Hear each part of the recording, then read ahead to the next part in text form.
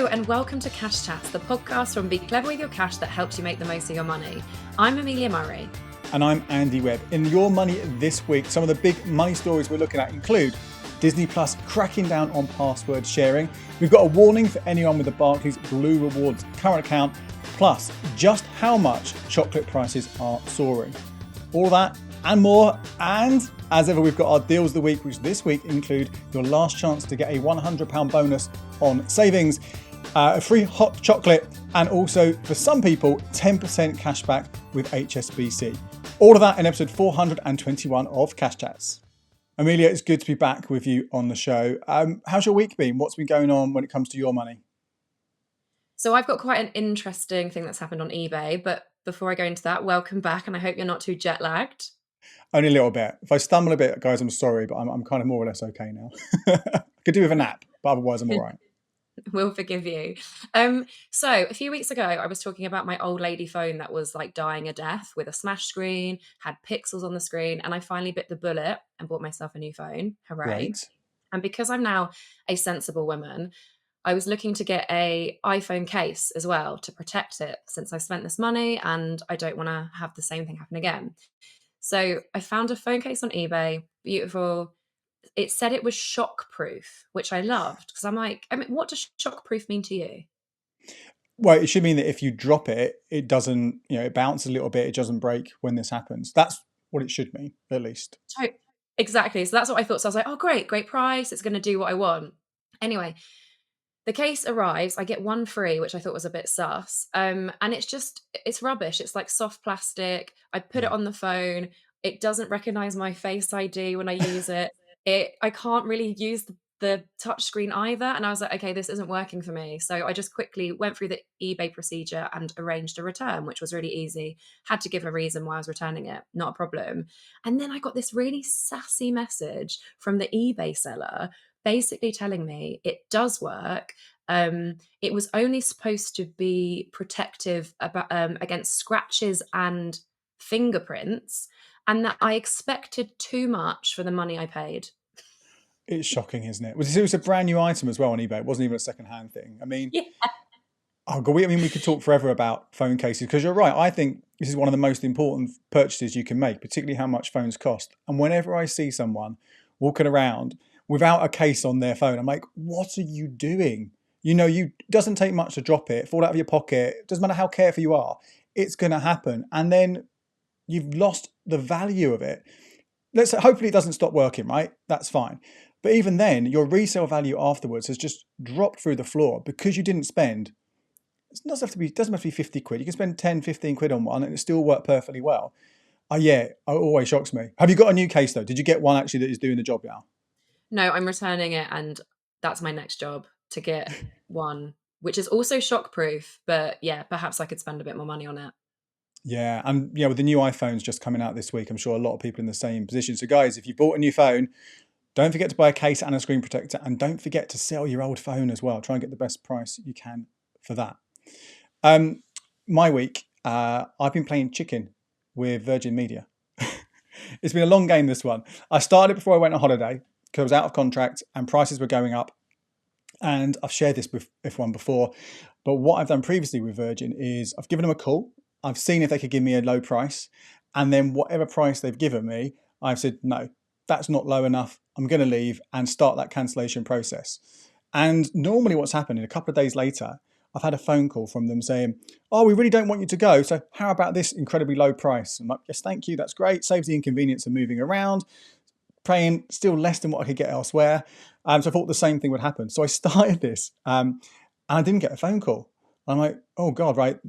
My contract's due to end while I'm away. I don't really want that to happen, to come back to no broadband. So I extended the date for that closure by another week, asked them again any other deals, no good price at all. It was way over what I wanted to pay. And it was getting to the stage that my broadband was going to finish this coming Monday. And I thought, oh God, I need to sort out a different broadband provider or go with the higher price they've offered. And then I actually got a text message rather than a call saying, we really don't want you to go. Please give us a bell. So I phoned them straight through to a person, which is unheard of. And they gave me a decent deal. Not as much as I'd hoped to save. Normally I get to pay like what I've always been paying, but it's about £5 more a month, but still way, way, way under the value of that particular thing if you're a new customer. So I played chicken. I was about to give up, but I'm glad I held my nerve just that little bit longer and saved myself probably what I'm paying 35, and I think the cheapest they offered me on the phone call was 45. So that's saving me at least 120 quid a year.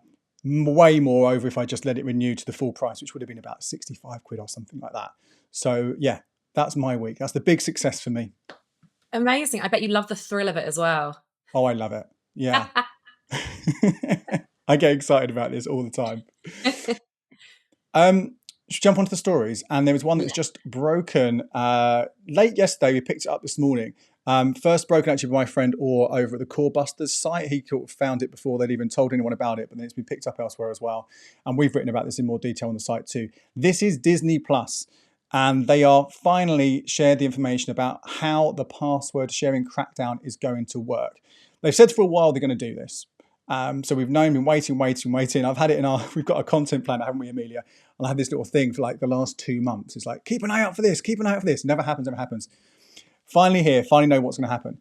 So the new rules, we don't know when they're going to start. I expect you might start seeing these notifications appear on your telly and your device in the next few days, if not in early October. And it will say, if you're not the main household, so we have located that this TV is not a part of the main household. And that is basically means if you aren't in the main household, whatever it is, you will no longer be able to watch the Disney Plus. So if you've been sharing, like so many people do, I think most people with Disney Plus, they're either the one paying for it and sharing it with loads of people, or they're the one of the people who are kind of taking advantage of someone else's account. That's going to end. There are some ways around it, but it is going to cost money. So the first one is to add on something called an extra member to the main account. And if that sounds familiar, it's because it's pretty much what Netflix did last year. So an extra member is going to cost you $3.99 a month if you're on the Disney Plus with ads tier, or if you're on either the other, the standard or the premium version, it'd be $4.99 a month. And that will be billed to the main account holder. So that's potentially an extra 60 quid that's been added to the bill for the main person. Now, whether you want to sort out a way that that person will pay you back for that and split the cost, that's up to you. But broadly speaking, if you're the account holder and you add an extra member, you're footing the bill for this. It'll be billed monthly, whether you pay for your current subscription monthly or annually. Okay, that extra money is going on. Now, this extra member is not going to be, you just get access to the account as you do right now. Instead, it's going to give you a single profile. And that single profile means that you can only watch on one device at any time. And you can't have a separate one for the kids and things like that. So that will limit you slightly as well.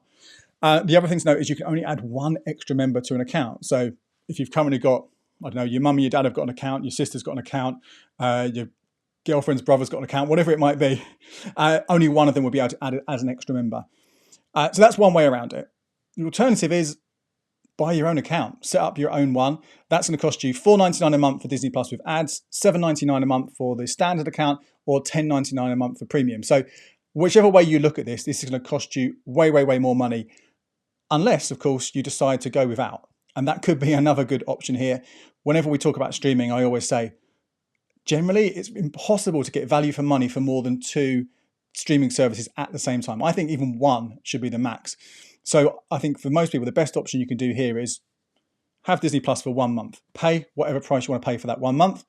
Watch as much as you want to watch. If there's still stuff you want to see, carry on for another month. Great. But once you've effectively completed it, cancel it, and then move on to Netflix or Apple or Now TV or whatever it might be, and do the same and just rotate through them and literally just pay for 1 service, if not 2, maybe at a push, every single month. And that's probably going to be the best money-saving option. But yeah, this is a big, big change. Potentially could add on, let's say, 60 quid to people's bills as the year goes on.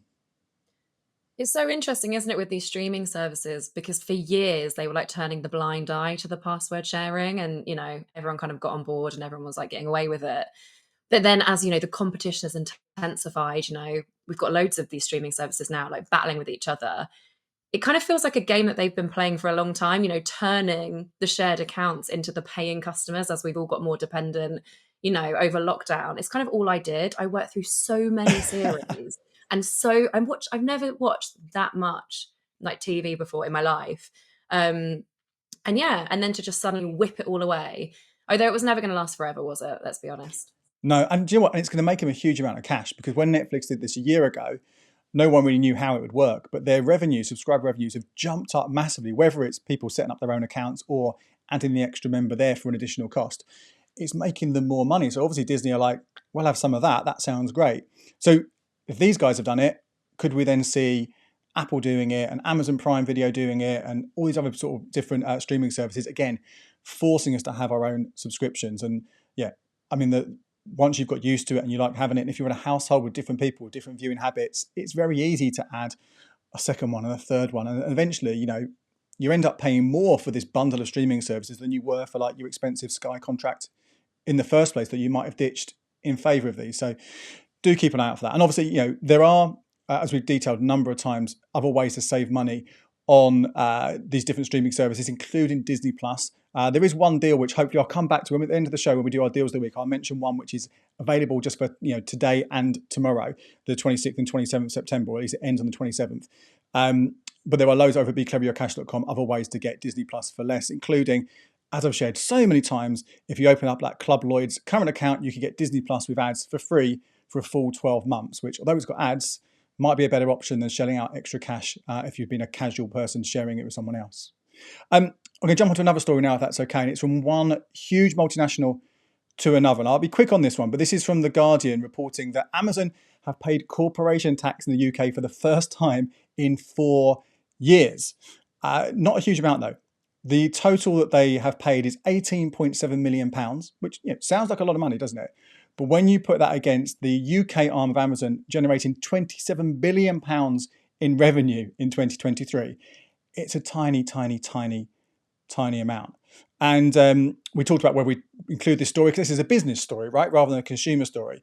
But I think this is a really sort of key consumer element to this as well, because the lack of transparency around tax and how much they pay and why they pay it and where they pay it is one of the big reasons why there's been, for many years now, a kind of consumer boycott of Amazon.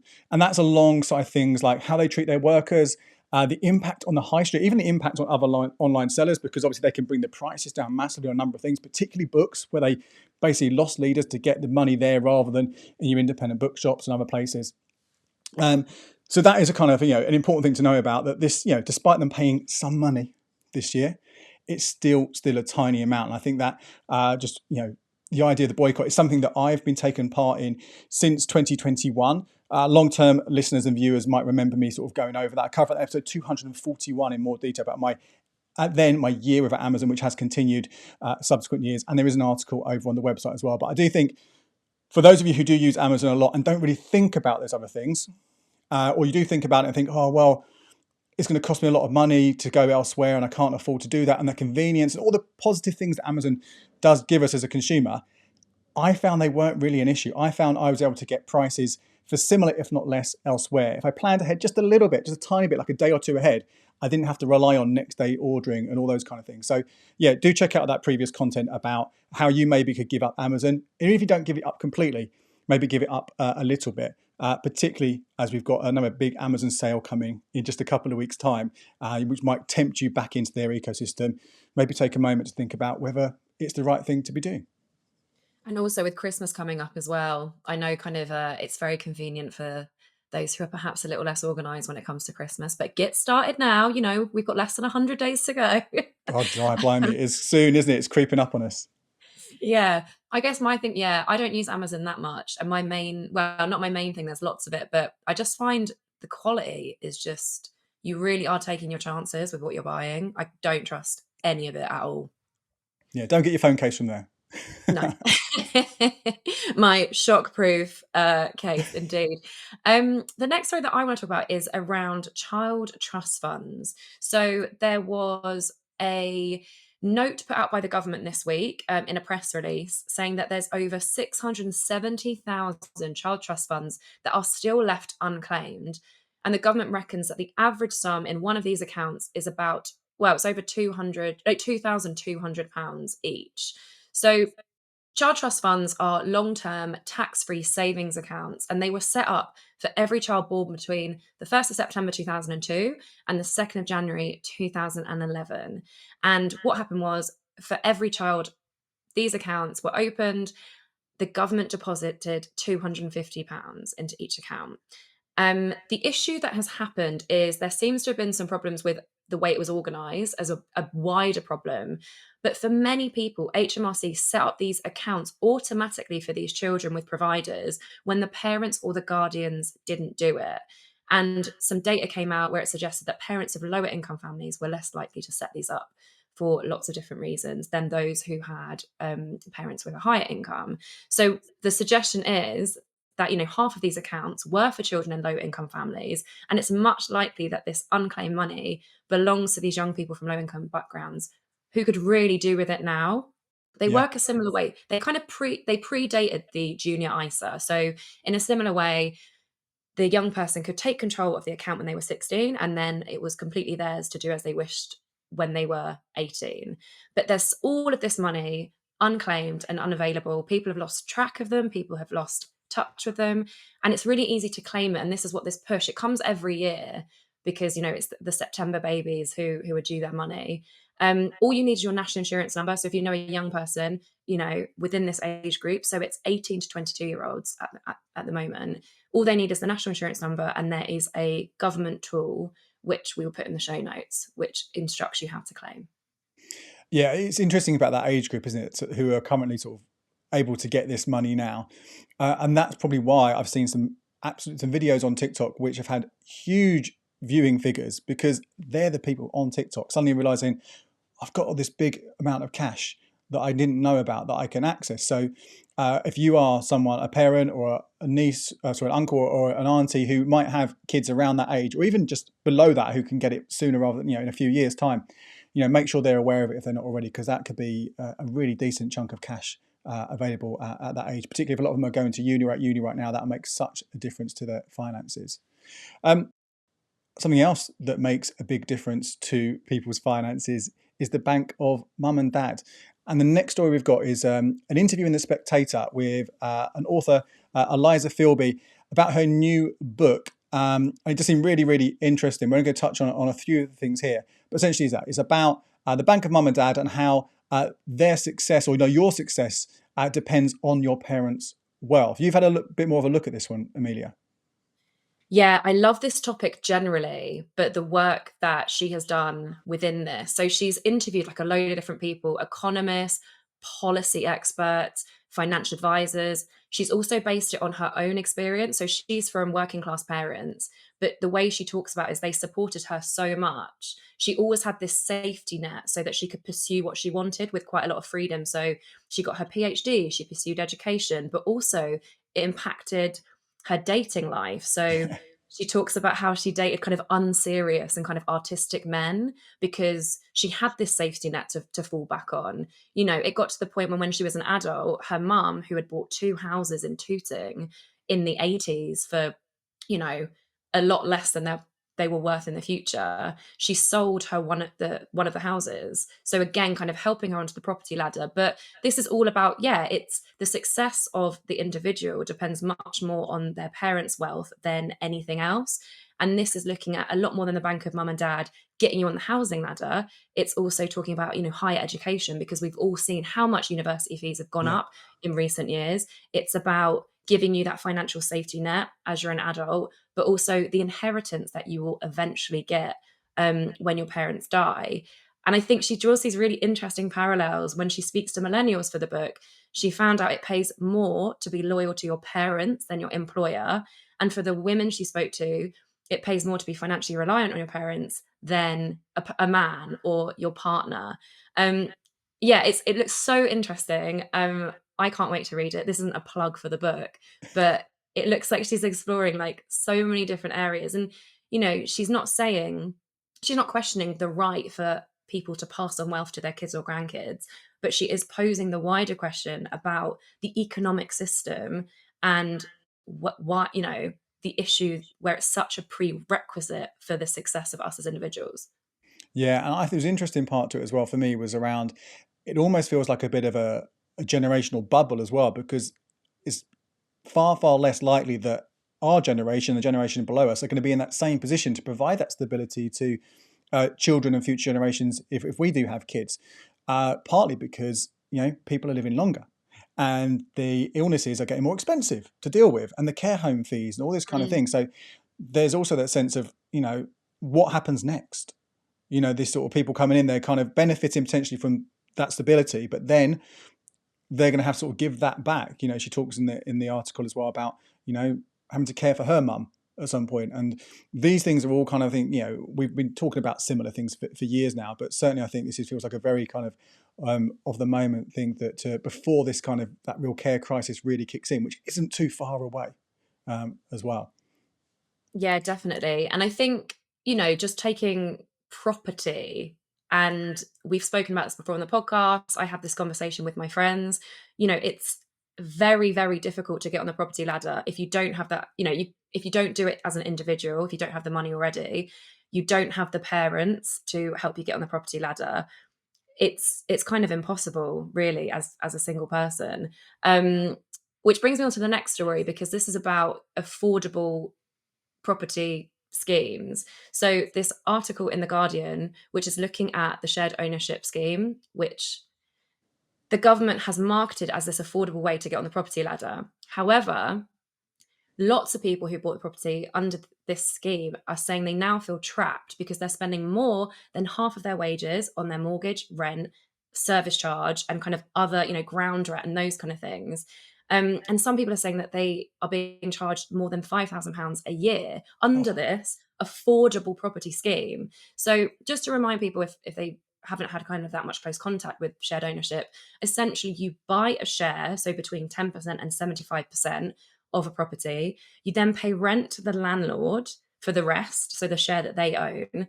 You probably have to have a mortgage as well. So you're paying the mortgage on the bit that you own, and then you're having to pay service charge and ground rent. As you kind of progress, you can buy more shares into the property, and essentially you could end up owning the whole thing altogether, or not. You can kind of, stop where you can, and then you can sell that share to someone else when you want to move.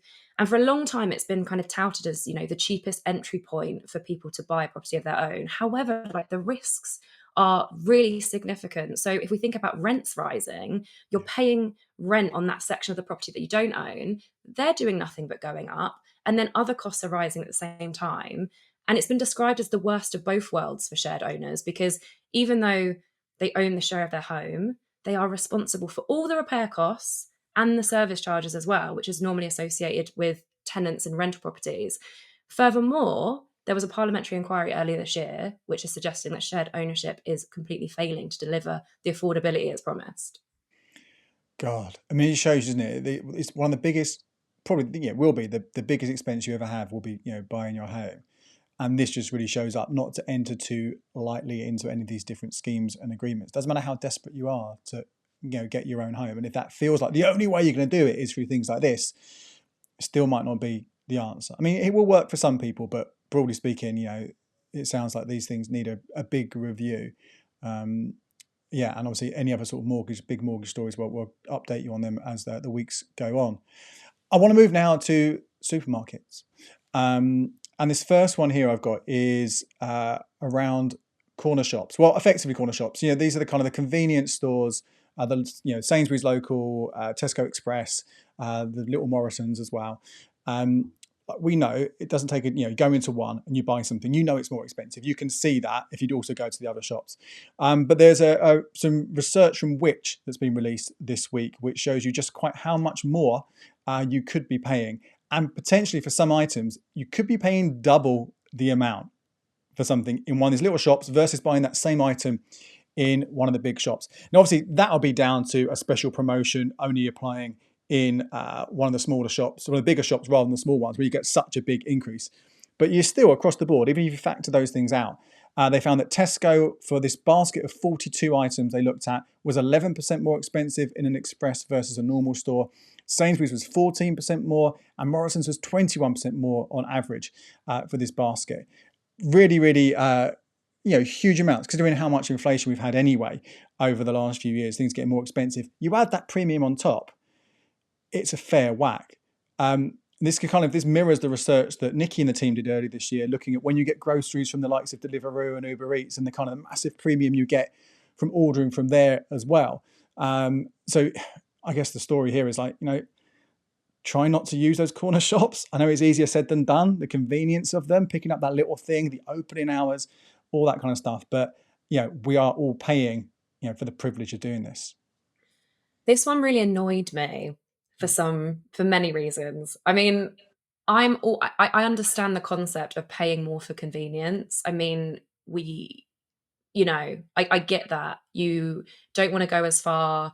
You just want to go to the corner. But I think with these big brands, the Tesco's, the Sainsbury's, the Morrisons, I mean, in that article, I think it was someone from Tesco who was saying, "Oh, a lot of these convenience stores are in more expensive areas where like the rents are higher, as if to justify the expensiveness of the products." Yeah. And then I look at Tesco's pre-tax profits earlier this year, and they're 2.3 billion pounds, up from 882 million pounds, and I'm like, okay. Okay. I mean, they're doing fine. Like, please don't give me like the sob story about how life is more expensive for you in these areas. The issue I have is the people who live in these areas are often, it's city areas, isn't it? It's people Yeah. who are living in blocks, in flats, arguably kind of low income, and they're the ones who are being exploited. There's not a massive supermarket near every person, to get access to the lower prices. People, not everyone drives, not everyone can get to them, so that really bothers me.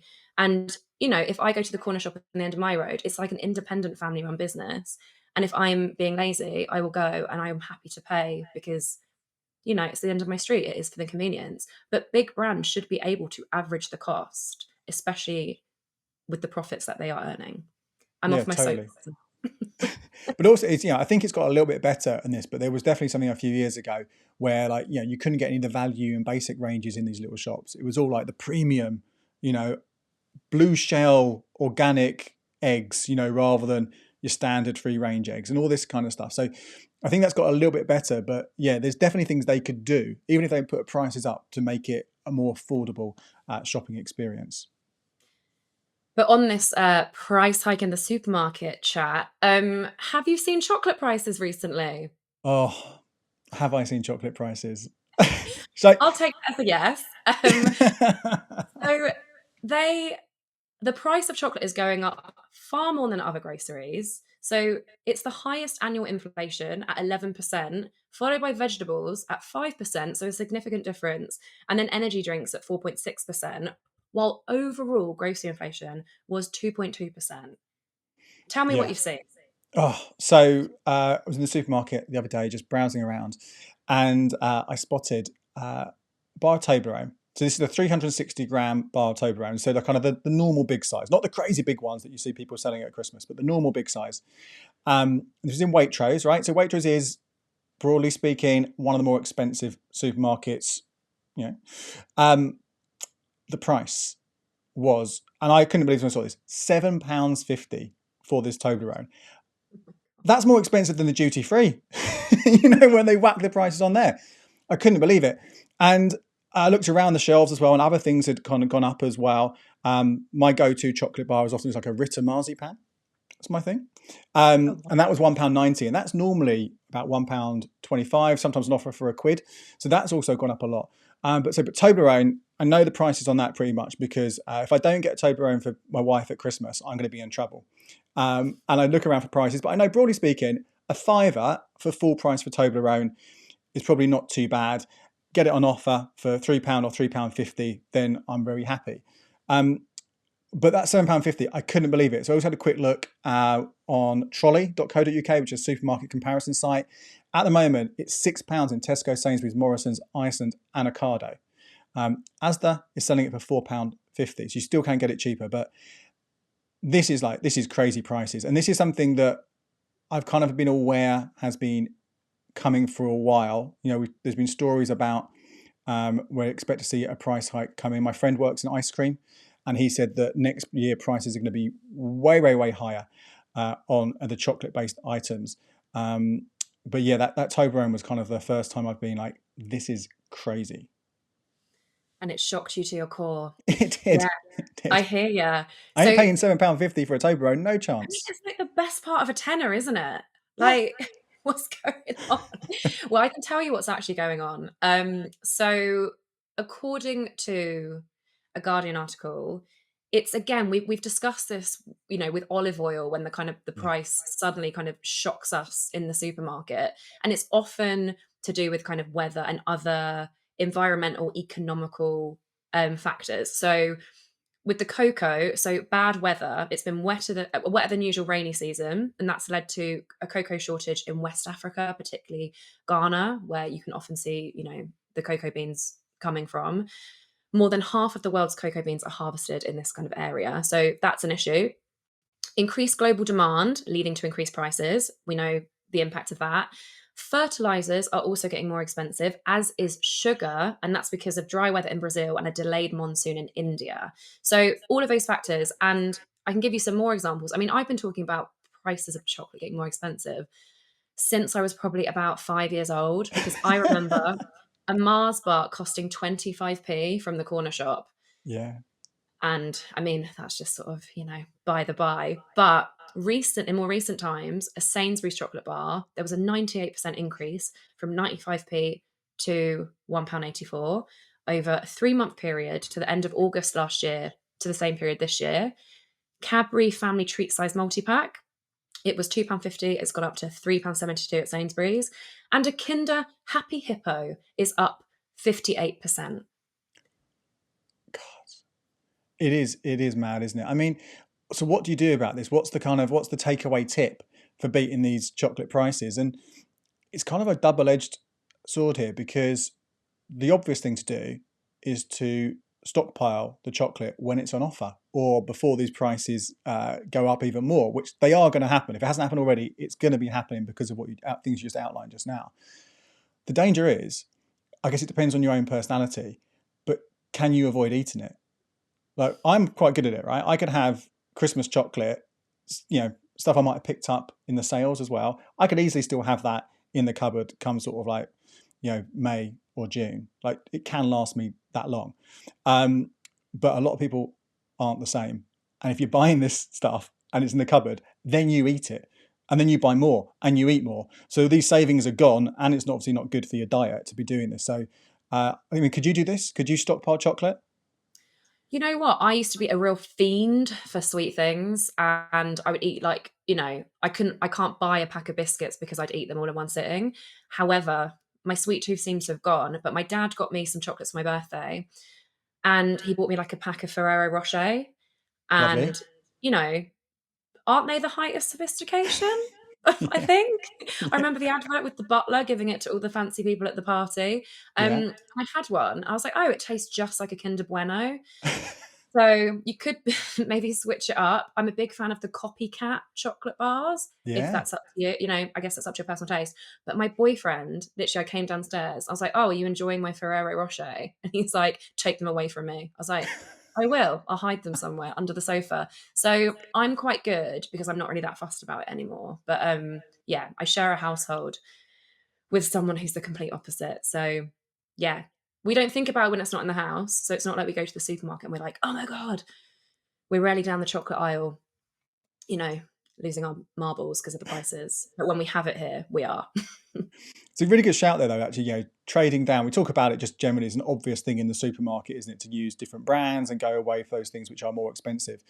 But yeah, with chocolate, do look at the own brand stuff, try it, and look at that price per gram as well. That price per 100 grams. You can, things like Tony's Chocolonely is really, I think, quite decent chocolate. And although it's expensive as a bar, it's a big bar. Price per 100 grams often obviously makes it a little bit cheaper, even than some of those kind of, other brands like your Galaxy and your Cadbury's, which you might not associate with, quite the same value. So do look at all those things. So before we go into deals of the week, I've got one last shout out I want to give, and this involves Barclays Blue Rewards. Now, I have covered this in detail. Probably, I think it was the end of, when was it? It was in August at some point when Barclays announced the changes to the Blue Rewards add-on scheme. The reason I'm giving you this heads up again now is because you have got until 5 p.m. on Monday, the 30th of September, to cancel the Blue Rewards add-on if you don't want to keep it in October. And the big reason you might not want to keep it from October onwards is you're no longer going to be getting that £5 reward every month in your account for having 2 direct debits, which cancelled out the £5 fee. So that effectively means from next month, you'll be paying £5 a month and not getting it back. Yes, there are a few other extras that have been added, like free Apple TV Plus. And there's also a little extra thing as well. I don't know if it's going to be a regular thing, but I'm going tonight to my local Everyman. There's a free screening of a movie with some pizzas and some drinks, which sounds quite good. Don't know whether that's going to be a regular thing or a one-off. But broadly speaking, I think for most people, check out that content, explaining exactly what is changing, make your decision whether you want to keep it or not. And if you don't, which I think for most people is the right decision, make sure you do that. Remember, it's 5 p.m. on Monday, the 30th of September. Deals? Let's deal. Deals. Before I forget, let me talk about that Disney Plus one, because I wasn't going to do it. I'm going to include that now before I forget about it. So this is $1.99 a month for 3 months for Disney Plus Basic with ads. So sadly, you have to put up with the adverts for it. You've got until, I'm pretty sure it's until the end of Friday for you to sign up for this. You'll see it when you go to the Disney Plus sign up page. That will be obviously a decent saving, taking you through until, well, almost the new year. So if you are someone who's currently sharing and you don't want to pay full price, then this is your last chance really to take advantage of that before you get kicked off whoever it is you're streaming with. Next one to tell you about. Now, I have done a separate article and video on this, and I will I think we'll probably include it as well in next Tuesday's normal episode of the podcast, if that's how you listen. So I won't go into huge detail here, but this is the new bank switching offer from Nationwide Bank. It is £175. You can get that for your personal account and you can get that for your joint account. So if you're in a couple and you've never switched to Nationwide before, that's potentially £525 in your pocket. It's worth noting here that even if you've had a switch bonus from them for one of these offers, so just the personal account or just the joint account, but not the other one, then you can take advantage this time. So it's definitely worth a look, say, at that article or video with more information there. Also, something else I will cover in more detail is, again, I'm going to do probably a credit card update for October next week as well. But very quickly, one, just to give you a heads up, if you have an HSBC Visa credit card, so I don't know if it's all Visa credit card customers or just some of them, but do have a look to see if you've got an email or a notification in your app, because they are going to give 10% cash back, which is an absolutely huge amount, until the end of the year on certain spending, including groceries and transport. And that's capped at £50 a month. So if you're eligible, that's potentially 150 quid you can get. And again, I'll tell you more about that next week. And the other one I want to quickly cover as well is around Asda. There is, if you've never signed up to the Asda Rewards scheme, it's their loyalty scheme. If you've never signed up before, if you do that by Sunday and spend £5 in store, possibly by Sunday as well, you get a £5 voucher. Now, this offer comes and goes, but we know it's going. So if you haven't taken advantage of it yet, could be a good opportunity to do it. And while you're there, have a look as well, because the Asda Christmas savings scheme, there's also a £2 bonus if you open up one of those, scan your Asda reward card, and then add at least 50 quid to the card. Now, that will then give you another bonus in November. And in fact, you could put more money on that card if you wish, and to get more free cash in November to spend on your Christmas supermarket spending. I've got a full guide to those Christmas supermarket schemes, and I might actually cover them in more detail in a week or two to give you the lowdown on what you need to do. But yeah, as the shoppers, 2 things for you to look at there. Real, thanks for those. So my deals, it's your last chance to get an £100 welcome bonus when you sign up for Raisin, the savings platform. So if you sign up for the platform, deposit £10,000 in a savings account, you will get a £100 bonus, which is the equivalent of 7.6% over the 6 months. Now, this applies to an easy access account, a notes account, fixed account, but you must keep the money in for at least 6 months. We've got more details over on the website. Essentially, you just need to click on the link in the article, which will automatically input the code, which is offer 100, then sign up for a Raisin account and then open a savings account. So you must open the account by midday on the 30th of September, so you've not got long, and deposit the £10,000 by midday on the 15th of October. And then you will get the bonus 6 months later. Next one, free hot chocolate on Friday, only in the morning though. So Noops, which is that fancy kind of Scandi hot chocolate company. They're kind of dotted around England. If you sign up via the website, you should be emailed details about how to collect your free hot chocolate on Friday morning. So I've done this and I haven't actually received anything through my email.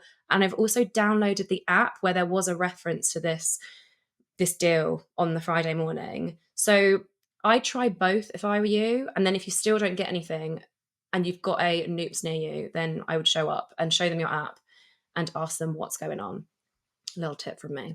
And finally, Octopus Energy, they are giving away 20,000 electric blankets for their most in need customers. So if this is you or someone you know who's medically vulnerable, elderly, living alone, they will ask you some questions to find out more about your situation and to give you the best support available for you. And there's more details over on the website.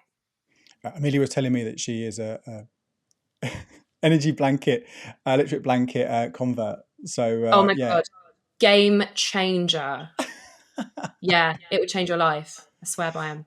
Yeah, well, I mean, so if you're not eligible for this, maybe just check one out. And I think it could be a good way to help you cut down on the bills as well. If you have to buy one, it could still work out economical for you. But definitely a good scheme there for anyone who is vulnerable. Well, that's it.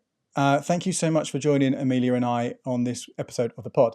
All the stories we've spoken about so far today, all the deals, you can find more information in the show notes over at becleverwithyourcash.com. So please do head over there for all that information. As I said, we'll be back with a normal episode on Tuesday. So you can find that on all the podcasting apps and YouTube as well. So we shall see you then.